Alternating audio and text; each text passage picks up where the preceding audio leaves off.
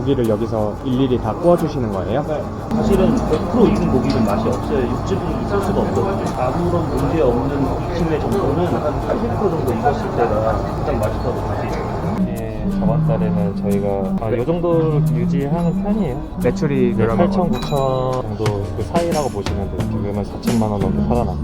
아무리 인내를 잘해도 사실은 불이 안 되면 맛이 있을 수가 없거든요. 그건 마법이에요. 이 정도면 한 80% 익었다고 보세요. 네, 그렇죠. 안녕하세요. 바로 찍는 네, 바로 찍는 겁니다. 네, 저 혼자 있어요 지금.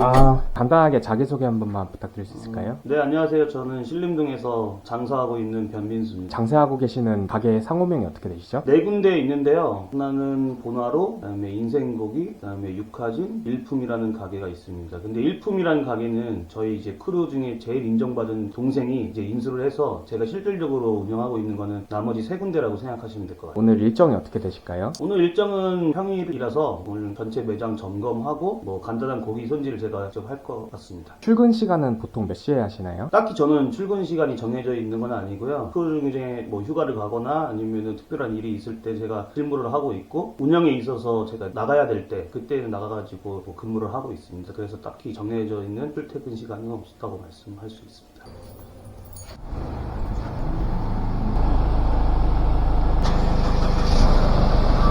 대표님 나이가 어떻게 되시죠? 저는 이제 올해 1월 넘어서 이제 39살이 됐네요. 평소에 일과는 정해져 있지 않고 점검을 한다든가 그럴 때만 출근을 하시는 건가요? 매장은 매일 나가요. 매일 나가는데 꼭 제가 2시에 출근해가지고 12시에 퇴근한다 막 그런 거는 정해져 있지 않고 매장에서 할 일이 많으면 좀 일찍 가는 편이고 할 일이 없으면은 늦게 가는 편이고 그리고 또 잠깐 가가지고 제가 들려서 교육 같은 것도 많이 받고 프랜차이즈나 아니면 이런 F&B 사업 이런 쪽에 관심이 많아가지고 그건 교육을 하거나 아니면 뭐 레시피 공유하는 그런 모임에 나가거나 그런 것도 많이 하고 있어요. 요식업 하시기 전에는 어떤 일을 하셨나요? 저는 요식업만 한 것 같은데요. 저 군대 전역 24살 때 전역 때부터 창업을 해가지고 24살 때부터요? 네. 어쩌다 이렇게 조금 일찍 창업을 해야 되겠다라고 생각하신 계기가 있으실까요? 일단은 현실적으로 제가 뭐 큰 전공이 있거나 그러진 않았기 때문에 선택권도 좁았을 뿐더러 가장 중요한 거는 제가 하고 싶은 일을 해야 된다는 그런 생각이 있었어요. 어렸을 때 학교 축제 때 닭꼬치 같은 거를 이제 부스를 마련을 해가지고 했는데 제가 마련한 음식 준비할 때까지도 재밌고 그게 팔릴지 안 팔릴지 막 긴장도 되고 근데 이제 그 학생들이 막 호응하고 막 선생님들 맛있다 하고 어떻게 이렇게 준비했냐 어떤 이런 말들이 좀 뭔가 저한테는 전율로 다가와서 아 이거는 내 성격 어떤 외향적이고 항상 리더십이 있다는 생각을 하고 있었고 그래서 이건 내 적성에 정말 맞는 업이라고 생각을 했죠. 대표님은 그럼 예전부터 도전하시고 시도를 해보시고 그런 거에 조금 흥미가 있으셨던 거네요? 네, 그런 거에 대해 흥미가 진짜 많았어요. 군대 가기 전에는 대학 생활을 하신 건가요? 네, 대학교 다니다가 중도에 학교를 그만두었습니다. 실례가 안 된다면 중간에 그만두신 이유를 물어볼 수 있을까요?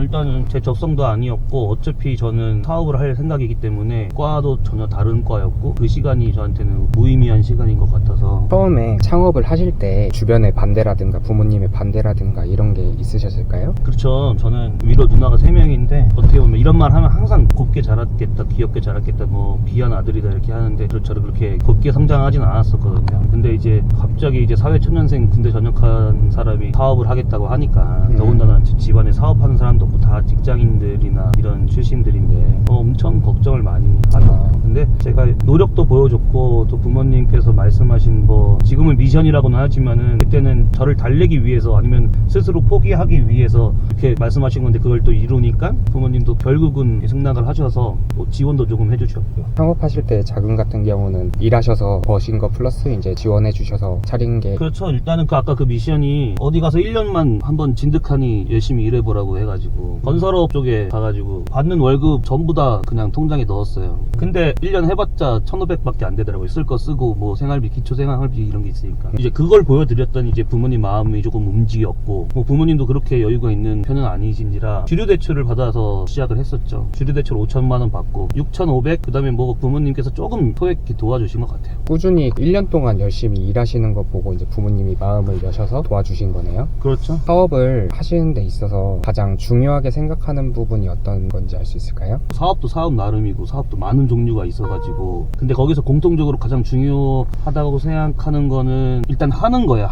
일단 하는 거. 그게 제일 어려워요. 요즘엔 특히나 정보에 어떤 알 수 있는 매체들이 많으니까. 그건 계획적으로는 아니면 이론적으로는 다들 다 성공할 수 있는 밑거름이 있는데 하지 않는다는 거죠. 그 옛날의 말로는 뭐 시작이 반이다 뭐 이런 말 있잖아요. 그런 게 가장 중요한 것 같아요. 그 후로부터는 이제 꾸준한 게 가장 중요한 거고, 포기하지 않으면 실패한 게 아니니까 열정이 필요하다고 생각합니다. 처음 차린 매장은 어떤 매장이었던 건가요? 이 4개는 다 첫 가게들은 아니고, 저도 많은 업종을 해봤어요. 젊으니까 호기심도 많고 이것저것 또 해보고 싶은 경험에 그냥 외식업에 있는 메뉴는 전부 다 해본 것 같아요. 족발, 파스타, 떡볶이, 뭐 피자 빼곤 다 해본 것 같은데요. 요식업 쪽으로 일하시다가 가게를 4개를 운영하시게 된 계기가 있으실까요? 본하루라는 가게를 이제 4가게 중에서는 첫 번째 가게인데, 일반 고깃집이랑은 전혀 다른 고깃집이라고 생각을 하고 만들었어요. 이따가 보시면 알겠지만은 원하는 소스들을 이렇게 다 플레이팅을 해가지고 제공하는 것도 있고, 그때까지만 해도 구워주는 고깃집은 별로 없었거든요. 구워주는 거에서는 1세대라고 할 수는 없지만 한 1.5세대라고 생각을 하거든요. 신림동에서는 아예 없었다고 생각을 하고요. 근데 그게 손님들한테 됐고, 그리고 저희만의 어떤 원육 선별이나 아니면 숙성하는 방법이나 많은 시행착오를 통해서 연구해가지고 이뤄냈던 결과물이 나오게 된 거죠. 어떻게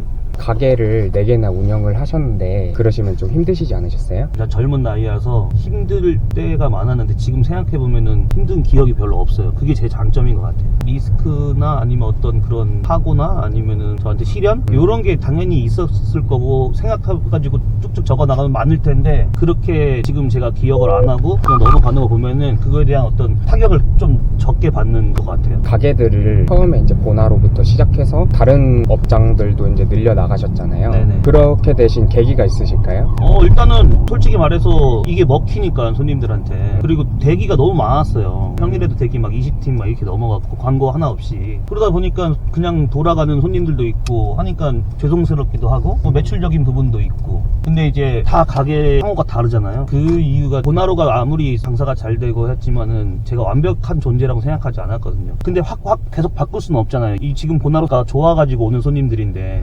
그래서 계속 디벨롭을 시키고 싶었고, 그래서 완성형 가게를 찾아가고 싶어요. 아직도 뭐 미완성이지만은. 그래가지고 시그니처도 좀 바꿔보고, 어떤 메뉴 구성도 좀 바꿔보고, 여러 가지 시도를 한 거죠. 왜냐면은 본하루 1, 본하루 2 뭐 이렇게 했었으면은 다 한 번에 바꿔야 되고 변화하기가 쉽지 않았었거든요. 그래가지고 상호를 다 달리 한 겁니다. 그리고 손님들한테 선입견도 받고 싶지 않았거든요. 여기는 본하루 2번째 가게다, 네. 뭐 본점이다, 이런 협의견을 말씀하셨죠. 네, 왜냐면은 좀 상권이 안 좋은 자리도 있고 대형 평수가 아닌 매장도 있는데, 저기 본하루 분점이니까, 본하루 지연점이니까 당연히 잘 되는 거네, 이런 게 별로 그렇게 저한테는 메리트가 없었고 매력도 없었다고 생각하거든요. 그럼 가게마다 메뉴가 다르거나 뭐 그런 다른 점이 있을까요? 소스도 조금씩은 다르고 시그니처도 좀 다르고, 그리고 인테리어도 다 각자 컨셉마다 또 다르게 했어요. 가게까지는 대표님 자택에서 얼마나 걸리시나요? 다 신림역에서 한 2-3분 거리가 있으니까 저희 집에서는 한 10분 내로 다 갈 수 있습니다. 다른 집들도 많을 텐데 하필 이제 고깃집을 창업하신 이유가 있으실까요? 지금도 고깃집을 하고 있지만 다음에 다시 태어나도 고깃집을 할 거예요. 왜냐면 재고 관리도 좋고 원물 단가의 편차도 높낮이가 막 이렇게 심한 편이 아니에요. 뭐 물론 뭐 돼지 콜레라, 뭐 부재역 뭐 이런 이슈도 있긴 하겠지만은 좀 덜하고, 그리고 우리나라 외식업을 보는 손님들은 고깃집이 월등히 많다고 생각을 하거든요. 그 대신 손이 많이 가죠. 아무래도 치킨집은 치킨 무만 나가면 되고 뭐 소스만 나가면 되는데, 이 고깃집은 종합적인 반찬들이나 아니면 소스류나 아니면 뭐 숯 여러 가지 나가는 게 많다 보니까, 근데도 고기의 마진은 괜찮으니까 거기서 커버가 되는 것 같아요. 마진은 많이 남는 편인가요? 마진도 괜찮고요. 네. 매출의 마진은 몇 % 정도 남으시나요? 30% 정도라고 생각하시면 될 거예요. 혹시 실례가 안 된다면 월에 매출이 어느 정도 되실지 알 수 있을까요? 본하루가 일단 대장이고 제일 평수도 크고 하다 보니까, 그리고 첫 번째 가게다 보니까 본하루는 한 1억 정도 팔고 있습니다. 한 달에. 그리고 나머지 가게들은 4천 정도씩.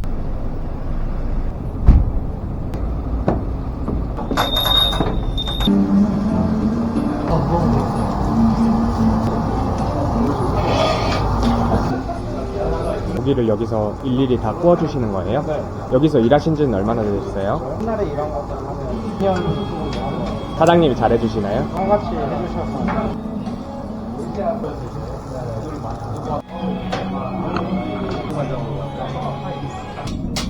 방금 화력으로도 고기 구울 수 있는데, 화력이 약하면 고기 맛이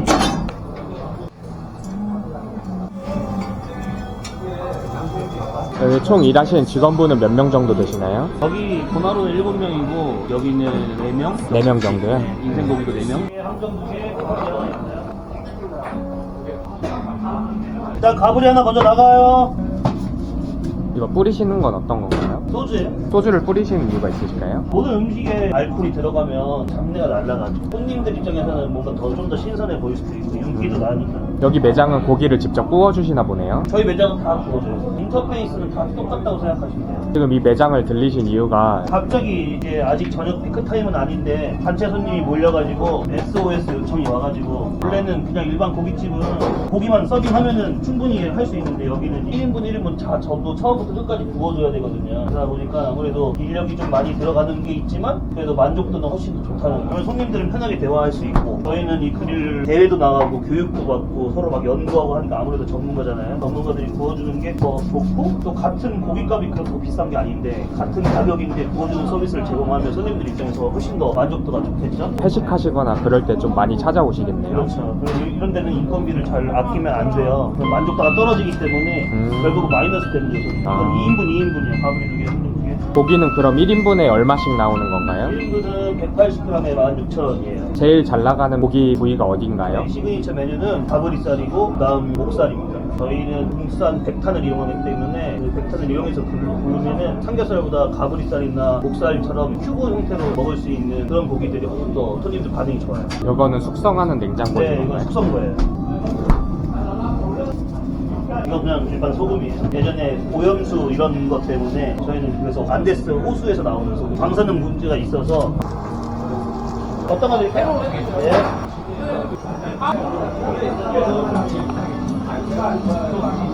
아무리 인내를 잘해도 사실은 고기가 안 좋으면 맛이 있을 수가 없거든요. 그건 마법이에요. 그래서 일단은 저희 숙성하는 방법이나 원육 선별하는 게 가장 중요하고 그 다음에는 마이야르 반응을 일으켜가지고 최대한 단시간에 육즙이 손실되지 않게 굽는 게 저만의 기술이라고 생각합니다. 고기 질이 되게 좋은 것 같아요. 네, 아무래도 또 1등급 이상 고기 쓰고 있고 업체랑 거래량이 많다 보니까 업체도 저희한테 좀 신경을 써주고 있습니다. 고기는 그럼 다 1등급 이상 고기만 쓰시는 건가요? 여기서 일하시는 분들도 고기 굽는 방법이라든가 이런 거 다 배우시는 건가요?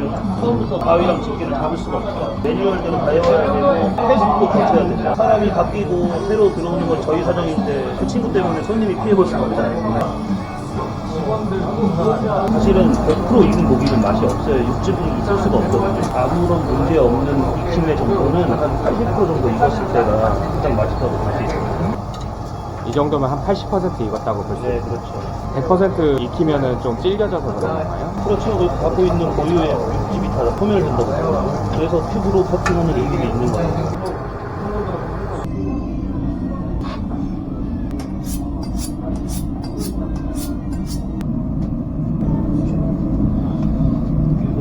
보통 진공된 상태에서 납품이 오거든요. 그 진공된 상태에서 고기를 2주간 숙성하면은 이제 업체에서 일주일, 저희가 한 일주일 정도 하면은 그게 이제 습식 숙성이라고 하는 거예요. 에이징을 하는 거죠. 그 과정이 지나면은 진공지로 바뀌어서 진공지 없는 상태로 1주간 보관됐잖아요. 이게 건조를 하는 거죠. 어떤 이치나 이런 걸 날려주는 거고 원육을 응축시킬 수 있는 그런 에이징이라고 생각하시면 그게 이제 건조 숙성이라고 생각하시면 돼요. 이제 이렇게 모양이 숙성이 되는 거죠. 이런 두께 이런 것도 처음에 다 시행착오가 있던 거예요. 최적의 맛을 테스트하고 서로 먹어보고 시장도 다 다니고 하면서 우리 걸 찾아가는 거지. 220g이니까 여기서 40g 정도 빠지는 건데 그냥 드린다고 봐야 돼요. 한 덩이 무게가 한 300g 정도 나온다고 봐야 돼요. 그래서 이게 먼저 숙성됐던 것도 좀 색깔이 다르죠. 네, 항상 선입선출을 하는 거고 건조의 어떤 퍼센테이지도 좀 다르고. 숙성하시는 것부터 다 계산해서 하시는 거네요. 그렇죠. 날짜 다 기록하고 예전에는 한참 웨이팅이 많고 막 저희가 매장에 한 군데 두 군데밖에 없을 때는 수요가 공급을 따라갈 수가 없어서 그때는 이제 숙성이 덜 되면 팔 수가 없잖아요. 약속이니까 그때는 이제 메뉴 솔드아웃하고 그랬죠. 여기는 공장에서 이제 받은 고기를 가져오는 건가요? 그렇죠. 육가공에서 먼저 오는 1차 숙성거고 저희가 2차 숙성거라고 생각하시면 돼요. 단조 숙성하는 메뉴는 목살이랑 삼겹살이랑 그 나머지 특수부위 가브리살이랑 항정살은 4일 동안 진공 상태로 웨이데이징을 하는 거예요. 다른 집은 이렇게 어스 썰어가지고 로스가 하나도 없단 말이에요. 근데 저희는 이제 통으로 나가니까 이런 걸 다 벗겨야 돼요. 항정살은 부위가 아무래도 기름진 부위다 보니까 좀 더 제거하면 더 담백하게 먹을 수 있어요. 보면은 이제 항정살이 키로에 3만원에 들어와요. 그러면은 이건 손님들이 드시는 거고 요 380g은 버리는 거잖아요. 그러면은 3만원이면은 100g이면 얼마예요? 3,000원이잖아요. 그러면은 거의 만원 정도 되잖아요. 현금으로. 그냥 쓰레기통으로 가는 거예요. 저희는 그래도 손님들이 별로 맛이 없게 드실 바에는 차라리 쳐낸다는 거죠. 손님들이 이걸 알면은 더 좋죠. 왜냐면은 다른 가게에서는 불필요한 지방도 먹어야 되잖아요. 손님들한테 최대한 맛있는 부위만 나가게끔. 그렇죠. 그게 잘 되는 이유예요. 다른 가게랑 차별화가 돼야지 잘 되지 않겠어요? 이게 가브리살인데 이거는 또 아까랑 또 약간 반전이 있어요. 이제 가브리살이 숙성 끝난 건데 일부러 가브리살 딴 데는 또 살만 나가요. 근데 저희는 육가공이랑 계약을 해가지고 이 지방을 일부러 붙여요. 이거 제거하지 말라. 이 지방은 그냥 지방이 아니라 A 지방이라고 해가지고 만두 유명한 뭐 샤오롱바오 그런 거 있죠. 그래서 육즙을 나는 게 이거를 거기다 넣거든요. 거의 맛있는 지방이라고 생각하시면 돼요. 이 지방만 해도 돈 주고 거래가 돼요. 목살 3인분이면 540g인데 저분들은 네이버 예약해가지고 4인 이상 인당 고기를 1인분씩 주문을 하면은 100g 정도 더 서비스를 주고 있거든요. 그래서 이분들은 100g 더 해서 총 3인분 플러스 100g을 더 먹는 거예요. 얼마 전에 저희 그 보나로에 저희 형이 같이 근무를 하는데 형이랑 저랑 경기도에서 주최하는 그릴 대회가 있었어요. 1회. 거기 가서 저희 둘 다 입상을 했죠. 보나로 가면은 명패가 걸려 있습니다. 그릴링 대회가 따로 있네요. 네, 그게 생겨가지고 저희도 관심이 있어서 참가를 하게 됐었죠. 일하신 지는 얼마나 되셨어요? 2월부터다가 잠깐 쉬다가 이번 달에 다시 시작했어요. 나이는 어떻게 되시나요? 이제 20살. 처음에는 좀 힘들었는데 사장님이랑 언니 오빠들이 잘 적응해서 하고 있어요.